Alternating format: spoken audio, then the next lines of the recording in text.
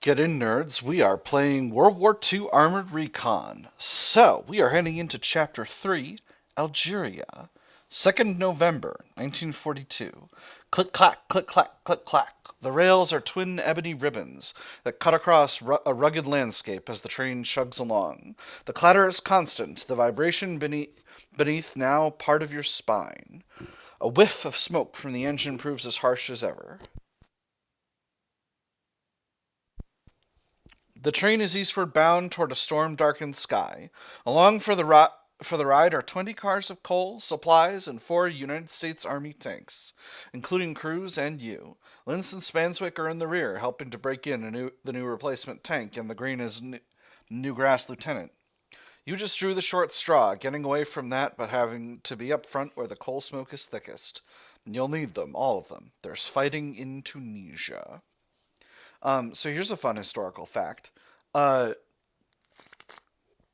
the reason we're here is because this is like a really old colonial railway, and there's only one tunnel, and the tunnel is too small to fit the M3 General Lee medium tanks.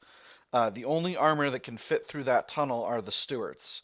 Um, or I forget if it's the tanks themselves, the trains of size needed to carry them, but regardless, the railroad is not rated for that, and if you lose a tunnel, you completely lose supply access. So, for the early part of the war in North Africa, there's pretty much only light armor, American armor in Tunisia. So that's fun. Review the situation before I consider my crew or focus on my crew.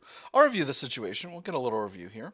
Following the surrender of Vichy forces, the brass had the idea of marching into Tunisia and taking Tunis, Bizerte, and anything else on the way to Tripoli in Libya. With the British coming in from the east, that'd sew up the fighting on the continent. Didn't work out. Instead, the Germans and Italians started flying into Tunisia as fast as they could. Not a lot of them, but apparently it was enough to turn back the initial Allied efforts.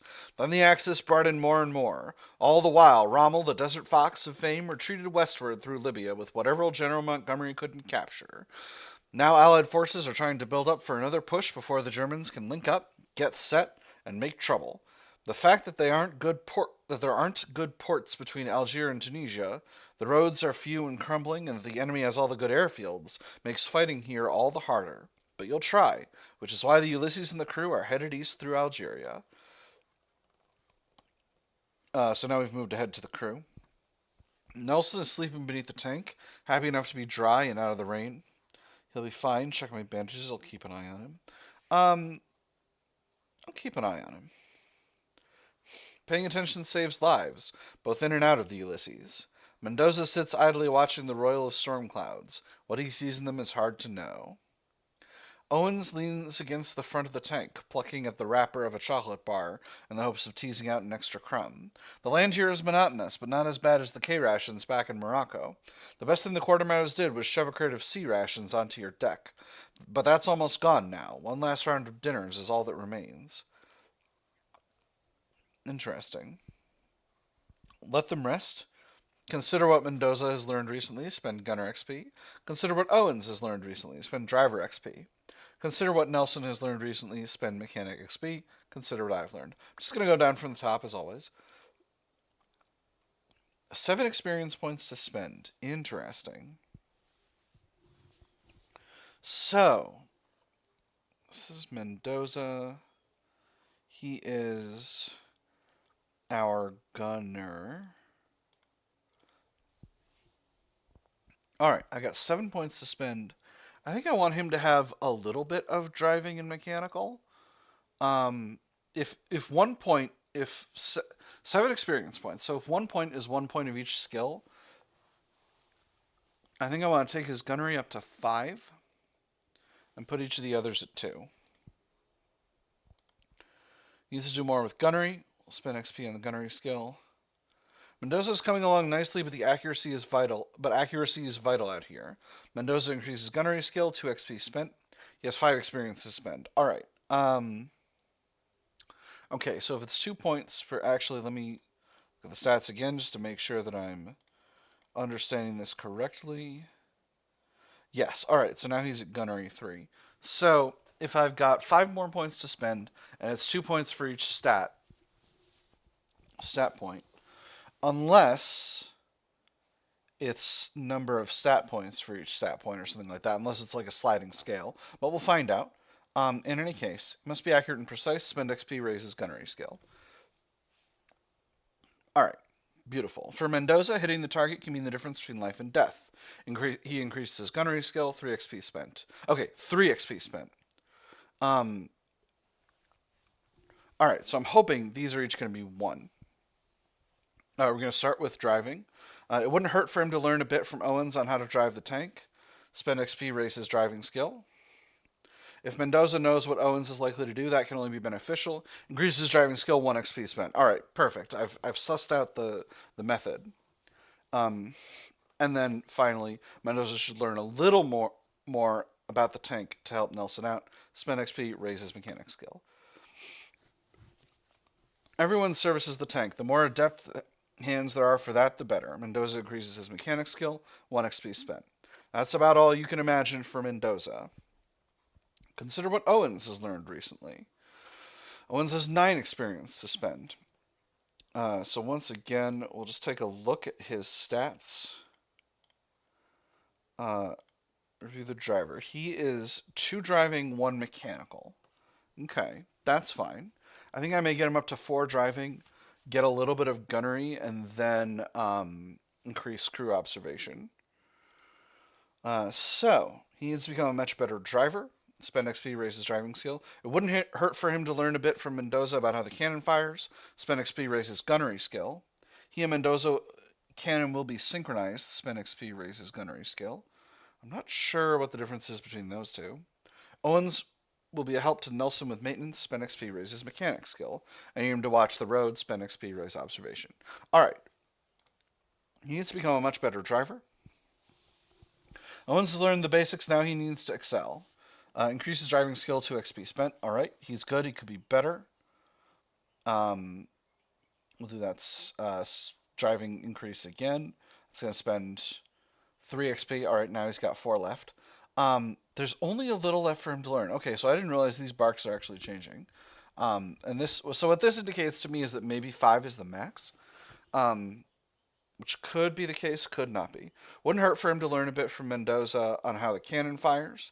Spend XP, raises gunnery skill. 1 XP spent. All right, perfect. Now he's already got 1 point of maintenance. I need him to watch the road. Let's see how much that costs. Observation slightly increased. 1 XP spent. He has 2 experience to spend. So now I could spend 1. I think each of these is going to be 2 from here on out. So I think I want to either raise observation or coordinate with Mendoza for gunnery, because he's already got a little bit of maintenance.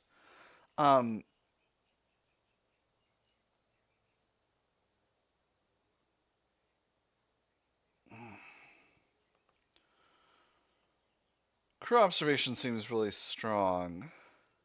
I'm going to give Nelson a little bit of crew observation. He must coordinate with Mendoza far more. I'm going to raise his gunnery skill. So that's... Okay, so that's 1 XP. As long as you need to stay open, raise observation. Bam. Beautiful. All right, so that's really good.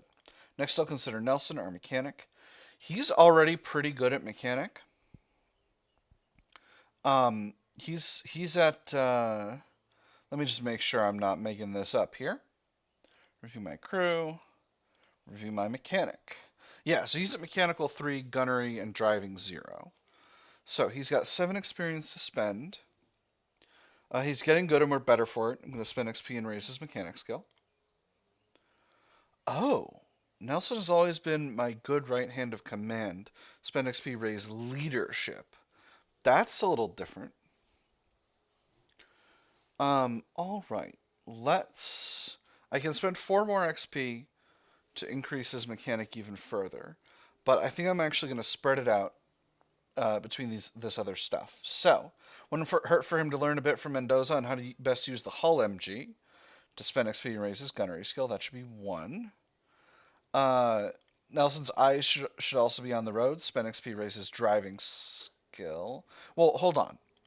I need a second set of eyes on the road. Spend XP raise observation. We'll start there. I got 2 points left. Nelson has always been my good right hand of command. Spend XP raise leadership. I wonder if that's for me.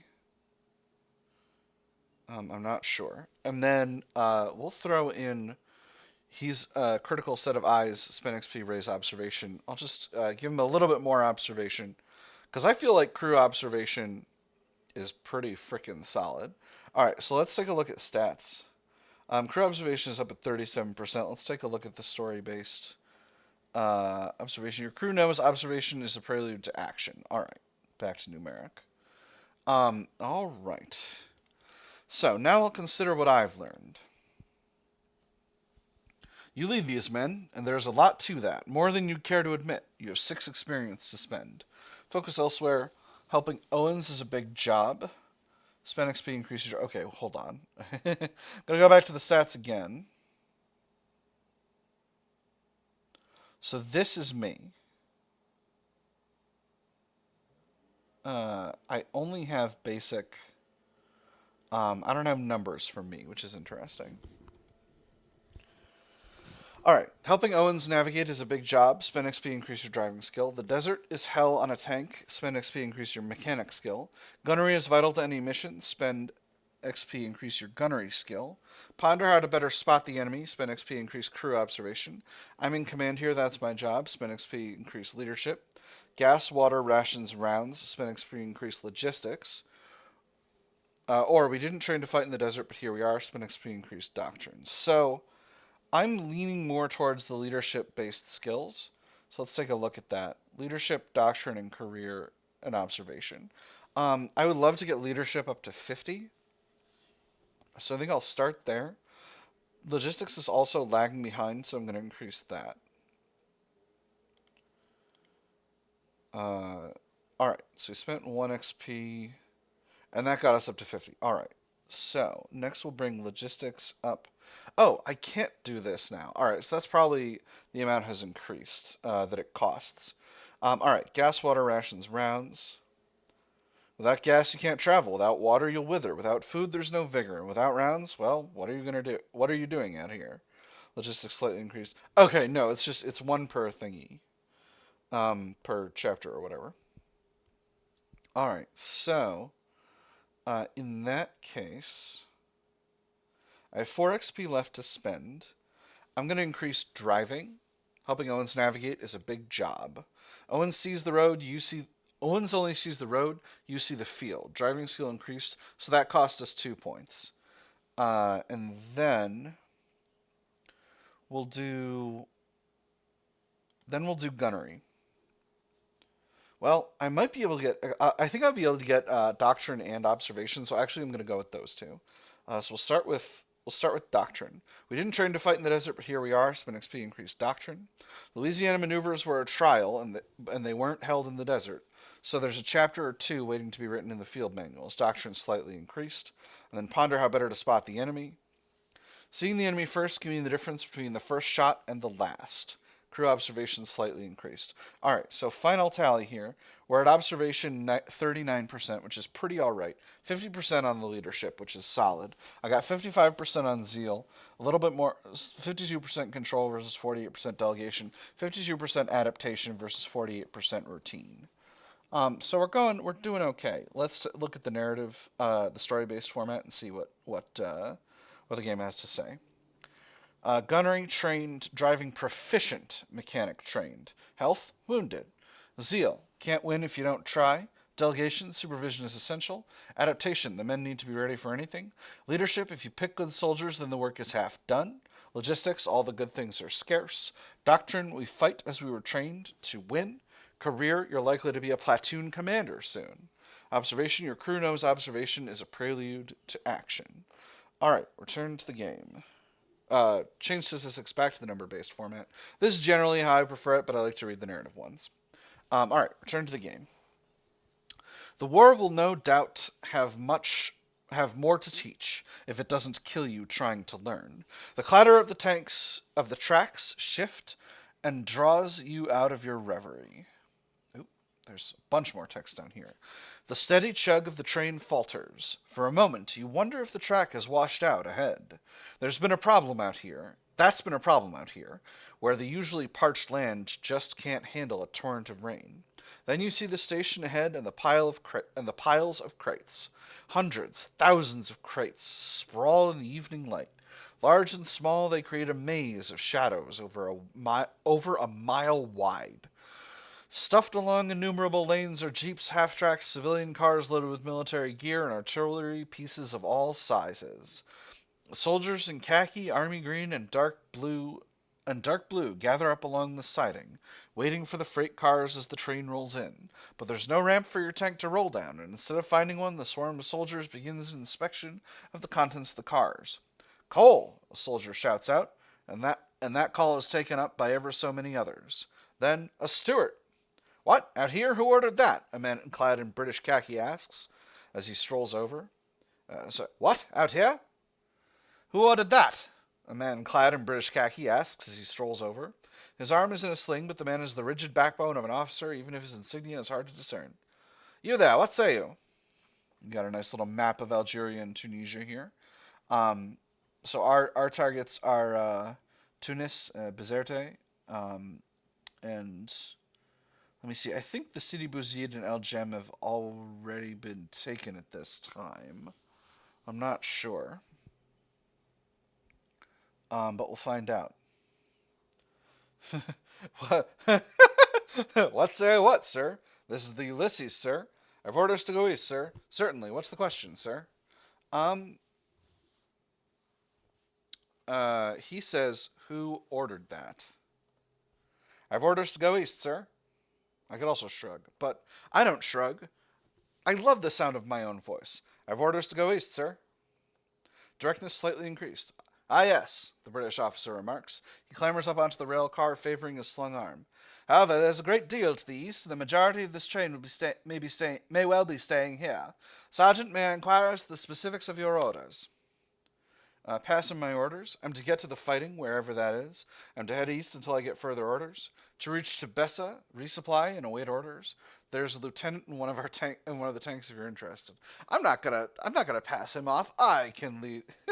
I am more than happy to interface with other officers. I'm of course a future officer. To reach Tebessa, resupply, and await orders. No. Here we go. Oh, well, this is Tebessa, apparently. Okay, I got a bunch of achievements. Delegation slightly increased. Logistics very slightly increased. "Ah, well done, then," the British officer says. "You have followed your orders to the letter. But the trains are another matter. These tanks shall remain here overnight in the siding." Your crew shuffles their collective feet. Sleeping overnight on the siding isn't a pleasant thought, to say nothing of eating cold sea rations or listening to the screech of rail cars in the night. But the lack of tents in the drenched supply dump doesn't make that much more appealing. "Lieutenant, my men need a place to sleep. What of us, sir?" "An excellent plan, to which I have a simple question, sir."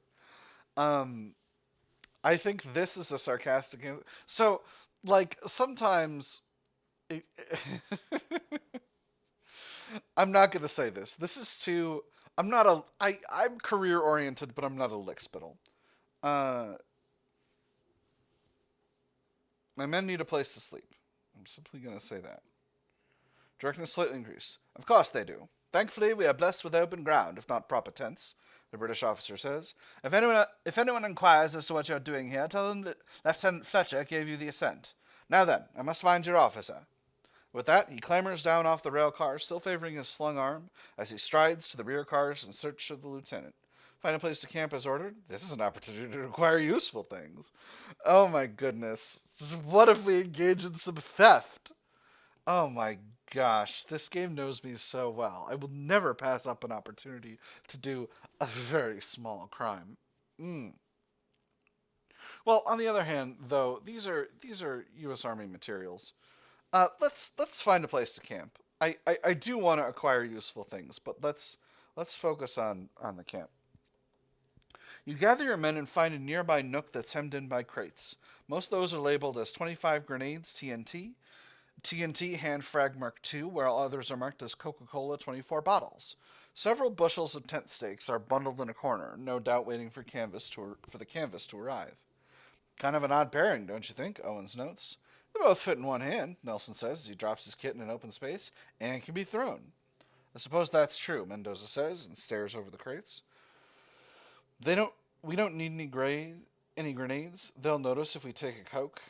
Trust them to do the prudent thing. Forbid them from opening any crates. Ah. So, if something goes funny, having a grenade sitting in the interior of a tank is basically a death sentence. Um, so I'm going to start with that. We don't need any grenades. Verbosity and directness slightly increased. That's true. Nelson notes, why would we want firecrackers when every day is the 4th of July? The men settle in as best they can, pitching their shelter halves and stowing their gear. There's no cots, and the ground is wet, hardly an ideal situation, but there's not much anyone but the sun can do about that. Nelson and Owens peel off to get some chow. It may just be sea rations, but at least it'll be hot. Get some hot chow, prepare a radio message concerning our arrival here. Relax off the rails for the first time in days. I would love to get a second to relax, but I'm going to prepare a radio message. Command does need to know the situation up here. You slog toward a tower of steel girders set up in the middle of the camp. On top of the massive station is crowned with antennae of all sizes, and at the base of it is an actual building, a stony radio shack where all the wires lead. A radio shack? Awesome. No, just kidding. That's not what that actually means. I mean, this is what a radio shack actually is, but Radio Shack the store probably doesn't come on the scene until later. A distant whistle blows, a tiny thing in the distance. Then another follows. From the nearby siding, a train's shrill whistle answers. It's nothing. Must be the military police, but we haven't done anything. Look to the sky. Huh. Must be the military police, but we haven't done anything.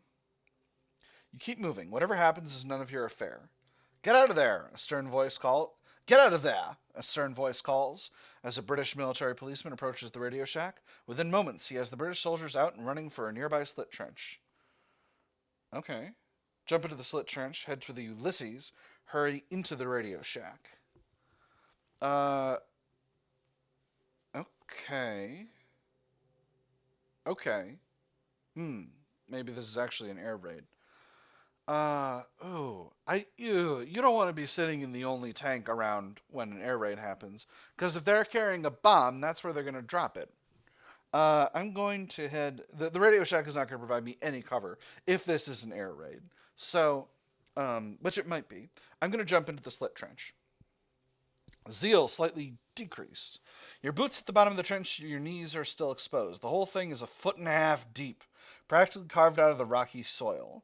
People crouch down as best they can, though no one goes flat. A moment later, Lieutenant Fletcher almost absently ambles over, as the drone of the airplane looms overhead. A raid? Now? He asks the sky. The Jerrys are certainly outdoing themselves this time. How so, sir? This sort of fuss, Lieutenant Fletcher says as he waves a hand airily at the incoming bombers. Bombers, quite possibly from Italy, coming over to give us a knock. They'll hit something, mind, but it won't be worth it for them. Or at least it wouldn't if we had better airfields. Apparently rain makes mud, much to the surprise of the RAF. Are they coming for us? What was that about airfields? You're rather talkative for a British officer. Watch the bombers approach. What was that about airfields? Oh, the Jerrys took the pick of the litter when they swooped in, Lieutenant Fletcher says. The RAF had to make do as they always do. Rolling machines and wire mesh all came through the depot. Not the petrol, mind you. Apparently they flew that in themselves. Are they waiting for us? Are they coming for us? I should think they'd be after the airfield, Lieutenant Fletcher says. They hate our fighters. The Spitfires bring them down regularly back home, and here will likely be no different. Little black dots begin to fall from the bellies of the planes. My previous statement appears to have been an error, Lieutenant Fletcher remarks as he settles down to cover. It appears we're in for a busy night. You stagger back toward your patch in the camp.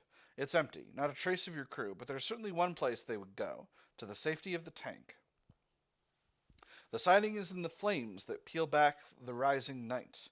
Black smoke bellows out of numerous ramshackle sheds to darken the sky, and amid it all is the Ulysses, with hatches open and gear spilled out. Owens runs up to you. They got our stuff, Sarge, he blurts out, then points as if you could possibly miss any of this. Our stuff! Tank reliability immensely decreased. The Ulysses is a mess. Rucksacks, backpacks, and navy bags have all been cut open and their innards scattered about. One thing the thieves didn't. Oh, we got frickin' robbed. One thing the thieves didn't take was the medical pouch, no doubt because it's just bandages and iodine, whereas the engine has been gone over and some of the wiring removed. Thankfully, you can fix all that eventually. Nelson gets his hands dirty right away, despite the toolkit having been swiped. Naturally, you pitch in as well. Owens gets ready to help. Mendoza helps clean things up. Okay. Interesting. So,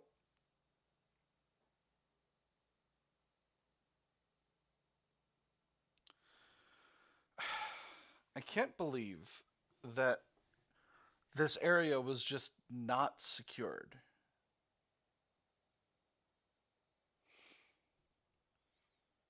Mm.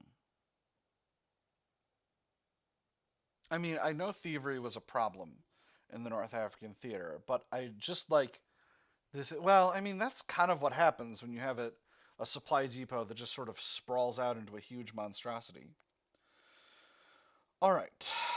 Um, if we break out the flashlights and work under cover, so our options are work hard with what little we have, break out the flashlights and work under cover, or power up the auxiliary generator and get the lights working inside.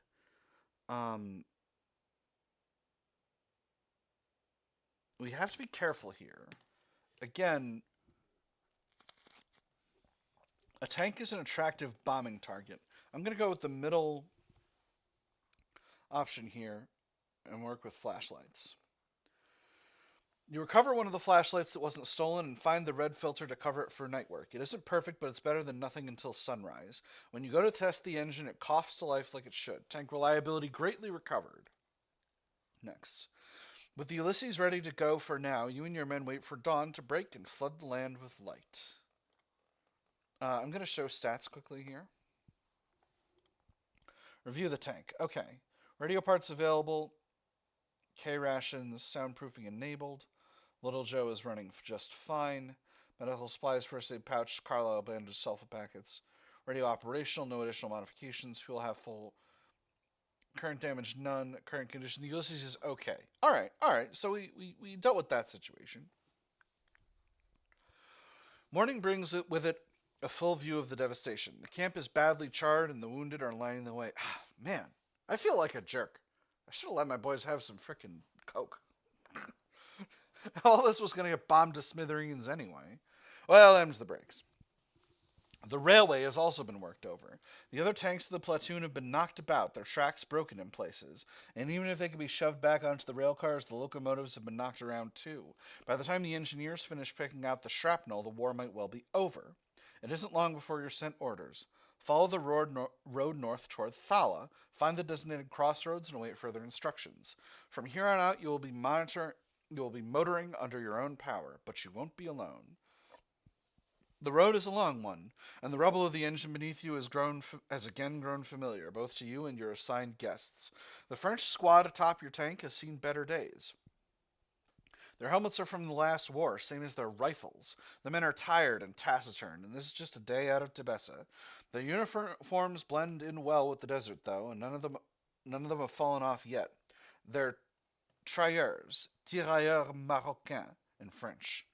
Either way, they're riflemen from Morocco and led by a sergeant with a wallop of a French name, Francois Baume. You haven't had much time for introductions, at least not while the Ulysses motor is down the road.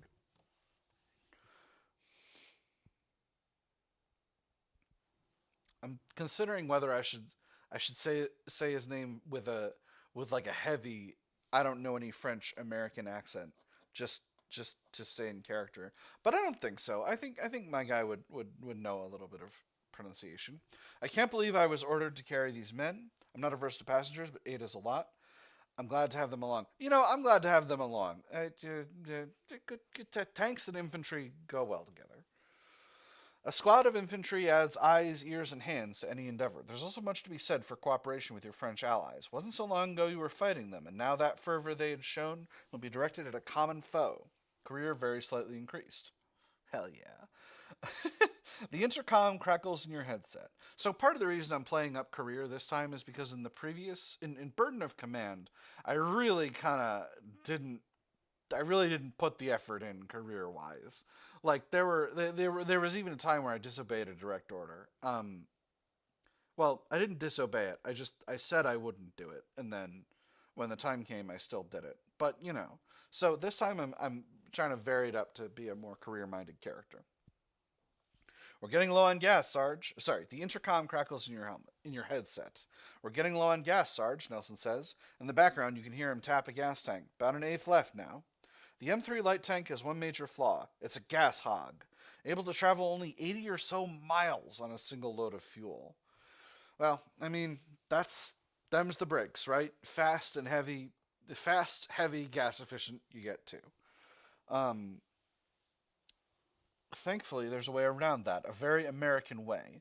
Mounted on the hull are twin sponson containers that hold as much fuel outside as there could be inside. That means another 80 miles before you're high and dry. You give the order and pull over to set your crew to work. As they unstrap the fuel barrels and make ready the transfer, Sergeant Bohm steps over to you. So, we're halfway there, le sergent? He says in clipped, reluctant tones. From a pocket, he extracts a rumpled package of cigarettes. Up close, you can see the young man behind years of war. He and the French have been in this war with some interruptions since 1939. Yeah, halfway there about, half down, half to go. You could say that. Your commander is waiting on you. Yeah, half about, half down, half to go. 112 miles, he says. His lips twist as he performs the internal math on that. 70 kilometres. Yes, that's what the maps say. He then extracts a cigarette from his pack with a flick of his wrist, catching it neatly between those same fingers. A lighter is fired up, a waft of gasoline fumes rises up as your men begin the transfer of gasoline. Don't light up, not yet. If you flick that bic, you could kill us all. Let Bohm smoke, there's almost no chance of a fire. Don't light up, not yet. Why not? Bohm asks and tosses his head toward your crew as they refuel the Ulysses. The Germans haven't killed me yet, and over much less. Just don't? Alright, do what you want. So this is interesting. This is a major fire safety hazard, actually. Like, civilians routinely get themselves killed uh, lighting up cigarettes while fueling their gas tanks. And American gas pumps are, like, really, really safe.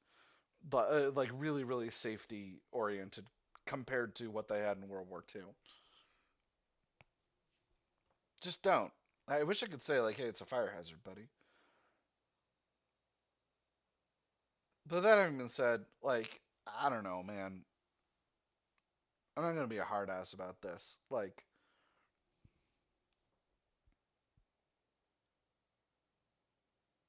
this is a much more smoking. No, I'm gonna put my foot down. This is a reasonable guy. He'll understand. Just don't. As you wish, Sergeant Bohm says and puts away the lighter. There we go. There we go. Let's not own goal ourselves here. I'm glad he was able to be professional about that. Before a conversation could properly develop, a murmur of airplane engines drone in the distance. Little black dots are in the sky, then other little black dots descend upon those.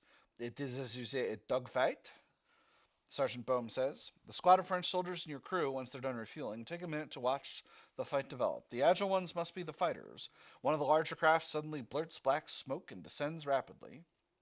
A glance through your field binocs tells you it's a bomber. The silhouette against the sky tells you it's a German one. The bomber goes down just a few miles off. Black smoke rises afterward, but from here the fuselage appears to be intact. Ignore it. We already have our orders. Ask Sergeant Bohm for his opinion. Drive out there, take a look for survivors. Ooh. Now ask Sergeant Bohm for his opinion. Let us see if they're Germans, and if so, we welcome them to captivity, Sergeant Bohm says as he considers the black smoke. And if they're Germans and they resist, all the better for my men. They need the practice. All right, let's drive out and take a look for survivors. That's probably what I was going to do anyway, but I wanted to This sergeant and I are equals for the moment, and I wanted to give him a sense that I I kind of barked at him about the lighter thing, and I want to reestablish mutual respect. Into action, Sergeant Bohm asks perfunctorily as you signal your crew. He turns and calls out to his squad with a few simple words. They check their weapons and finish before the Ulysses starts its engine. We're ready when you are. The Ulysses, freshly refueled, motors down the road, but that pavement only takes you so far. The plane went down amid a cluster of low hills to the east, and that will mean off-road travel. No tracks or paths seem to go where you want them to, not at least not from here. Owens can handle it, you're certain of that. Consider the state of my tank. Go very slowly and take no risks. Take it easy, but not too easy. Keep a steady pace. Go flat out. Speed is of the essence. Okay. I want to take it easy, but not too easy. Uh, I don't want to take no risks. Like I don't want to. I don't want to be. We got to get going here because if we want to catch these Jerrys before they goof up their situation, you can't give the Germans time. Even though these are airmen, like best to go in good stead. You give the order, and Owens turns the Ulysses off the road with his usual white knuckle grip. The steady kick up of dust is annoying but impossible to stop. Tank reliability slightly decreased. Interesting. The plume of smoke grows closer and closer, a black column that tries to fill the sky. A wind-blown Sergeant Bohm suddenly pounds on the turret to gain your attention. Several of his men point towards the east, where a column rises. Someone else. They're interested, he yells above the din. Pull over and figure this out. See whoever that is. Head toward the wrecked plane. See whoever that is. You nod to Bohm and tap Owens in the back of the head. When he looks over, you indicate that he should veer toward the new arrivals. Through your binoculars, you find the column is led by either an assault gun or a tank destroyer, and definitely not one of the American tanks. It's not British either. It's more of a tankette mated with a cannon, and then someone popped off the turret after birth. Still, the tank looks pretty vicious, and the twin tracks behind them probably have infantry with some kind of bazooka or other AT weapon. A Simavente 47, Bohm says as you pass into the Binox. Very tough. The trucks, once British. Call it 20 men. Interesting. We'll withdraw. There's no need to look for a fight. We'll try to hide. We'll fight. Oh, man. I'm going to handle this situation with my usual absolute bravado. We'll fight. Your tank is good. Let's hope it stays that way, Bohm says, and turns and orders his men to take up positions. Open fire on the Italian assault gun. Motor down off the ridge toward the assault gun. Retreat off the ridge and get under cover. Get off the ridge and get to the bomber.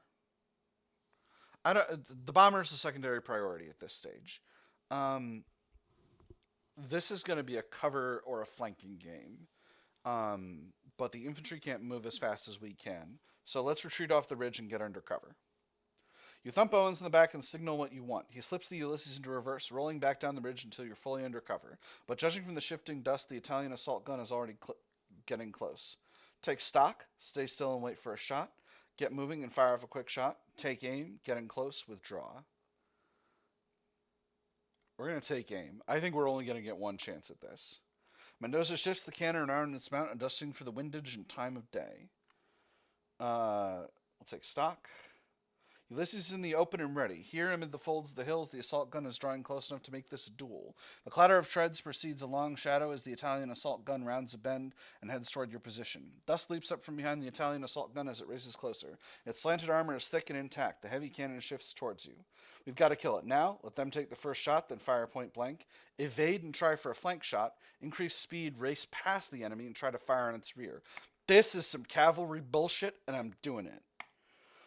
You smack Owens' back. He stomps the accelerator without pause. The engine whines and then coughs, costing you a moment's acceleration. Nelson clears his machine gun to fire. Meanwhile, Mendoza fires away with the coaxial MG, throwing plenty of lead at the enemy's visors. You crank the turret around hard, preparing for the follow-up shot. White smoke emerges from the enemy's cannon. Steel shrieks. The Ulysses wrenches sideways. A blizzard of shrapnel zings through the hull. Mendoza lets out a grunt, but the tank stays sighted in. Mendoza wounded. Tank reliability greatly decreased. You crank furiously as the Ulysses clatters behind the foe. A cluster of rather surprised Italians come into view, plainly visible atop the open rear of the assault gun. Mendoza fires. The enemy erupts in smoke, then flame. Burning figures spill out the back and fall to the ground, rolling in agony until mercifully they stop. The trucks, Mendoza calls out over the intercom as he points down.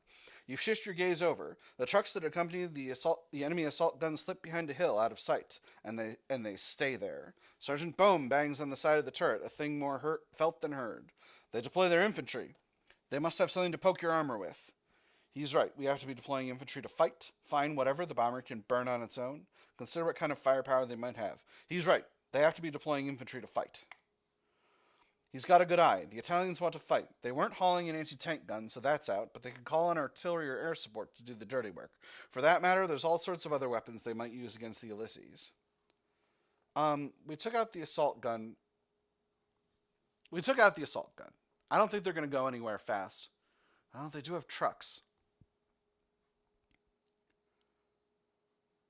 Let's take a look at our situation. Review the tank. The Ulysses has seen better days. Left armor, rear armor, and turret are damaged. Fuel is half full. I'm going to take a quick crew review. Review my gunner. Mendoza is okay. Wait, who's wounded? Owens is okay. Nelson is okay. Okay, no, they're all right. They're all doing fine. We'll fight. Charge straight for where they're deployed. They won't have a chance to plan anything. Circle around behind them. We'll find them eventually. Open fire. I'm going to go straight in. Charge straight for where they're deployed. They won't have a chance to plan anything. You smack the back of Owen's head and he shifts gears. The Ulysses clatters forward, headed toward where the enemy went to ground. Movement! Nelson calls out and lets fly a burst to attract your attention. There, almost hidden inside a boulder, is a trio of Italians and an outsized rifle, an anti-tank rifle. Open fire. Head toward them. Halt and target. Open fire. You give the order. Mendoza shifts the cannon a few final degrees in its mount. You call at the range and an adjustment is made. The cannon kicks. The round explodes downrange. The enemy position is swathed in smoke and dust. A body flops onto the sand in full view alongside the mangled remains of their oversized rifle. Owens weaves the Ulysses steadily forward. Something clangs off the rear hull. A glance behind finds a second team of Italians amid the rocks opposite the first. They have a second heavy rifle, far more cleverly concealed than the first. Shift the coaxial onto them, swing around sharply to face them, keep going to cover.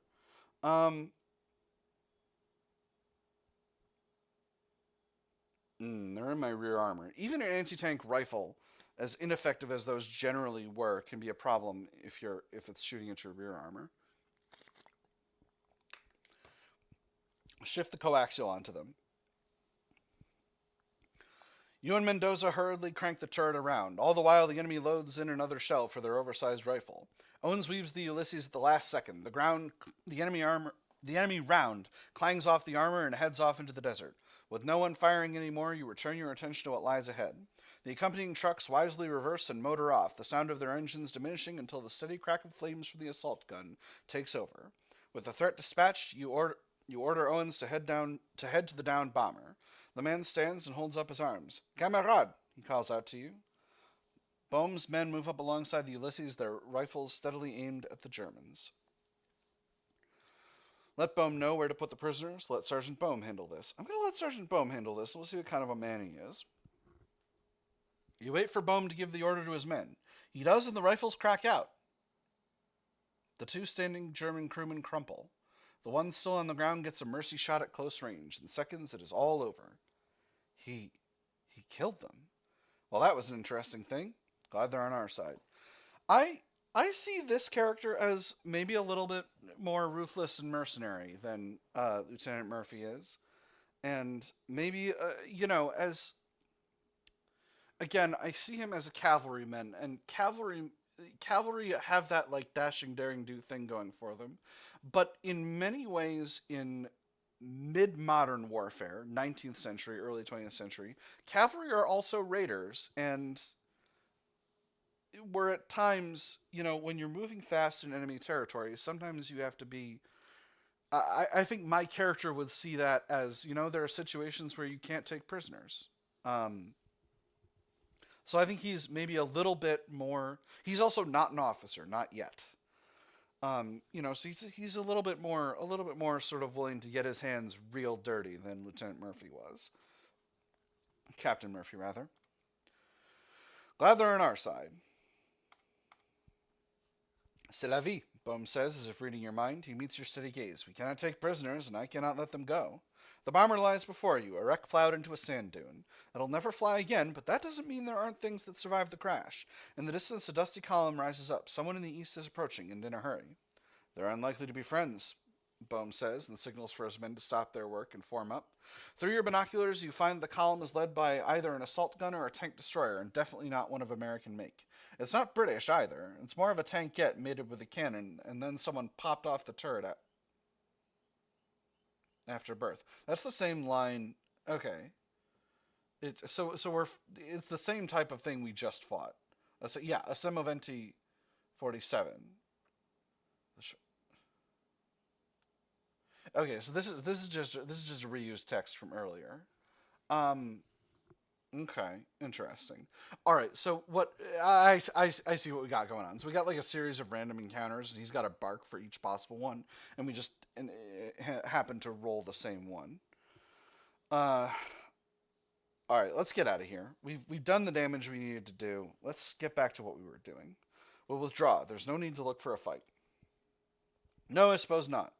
But another question is, Bohm replies, but another question is, will they let us? Owens is more than ready. Mendoza takes his place at the turret. The land isn't as flat as it appears, but your crew will call out trouble when they see it. The Italians are getting closer by the minute. Give the order to go. Take the same safe route we came in on. We'll take the same safe route we came in on. The safest route should be the one that got you here. You give the order. Your tank emerges from hiding and heads back down the dual tracks you made coming here. Brush snaps between the Ulysses treads, and dust stirs toward the sky, and the Italians see that. However, their own dust column proves to be far behind. They saw that. They're pursuing. Bohm calls out to you over the din.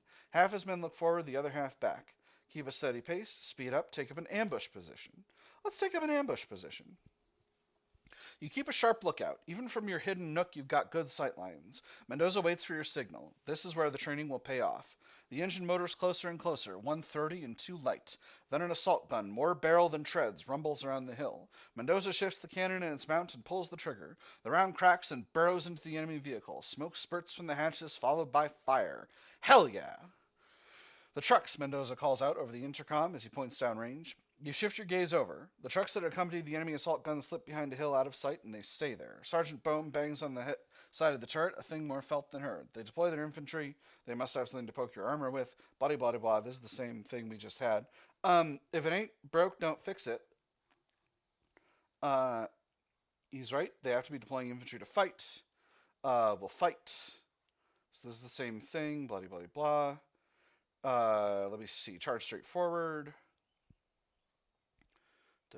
Outsized rifle, open fire. You give the order. Mendoza shifts the cannon. Call it the range. Bloody, bloody, blah. Second heavy rifle. Shift the coaxial onto it. All right. Beautiful. You and Mendoza hurriedly begin to crank the turret around. All the while, the enemy loads another shell for their oversized rifle. A crack of rifle fire opens up. The Italian gunner collapses behind his weapon. The other crew scatter, pursued by Sergeant Bohm's squad. With no one firing anymore, you return your attention to what lies ahead. The accompanying trucks wisely reverse and motor off, the sound of their engines diminishing until the steady crackle of flames from the assault gun takes over. With nothing more to accomplish, you order Owens to head out. Suddenly, there's a gray ribbon of road ahead. The treads bite in, and you clatter right along. The Ulysses' busted plate isn't going to fix itself, nor will the things that might have shaken loose from the blow. Tank reliability slightly decreased. A thump on the turret draws your attention. Well done, my friend, Sergeant Bohm says, as he leans against the couple of machine gun. With a practiced flick of his fingers, he offers you a cigarette from a badly crumpled pack. With the tank in motion, lighting up for either of you will have to wait, though. Except for leaving the bomber, but no one is perfect. Indeed, I'm happy that this is one less foe and one more step to liberation. He casts a glance back at his wind-blown, sand-dusted men. It's something of a miracle they all sit there, crowded as they are, atop the hull. So onward? Hell of a day. Order the tank to get moving. Hell of a day. Yes, Bohm says and cups his hands to light the cigarette, and there will be more. And down the road you go. Checkpoint. Save my checkpoint and continue to Chapter 4, Blade Force. Continue to Chapter 4 without saving my checkpoint to Bessa. restore the previous checkpoint at the end of Chapter 2. I'm going to go straight forward as I always do, so I'm going to save my checkpoint and continue to Chapter 4. And that, my nerds, is where we'll leave the episode. I have had fun. I hope you all have had fun, and I will see you on the other side.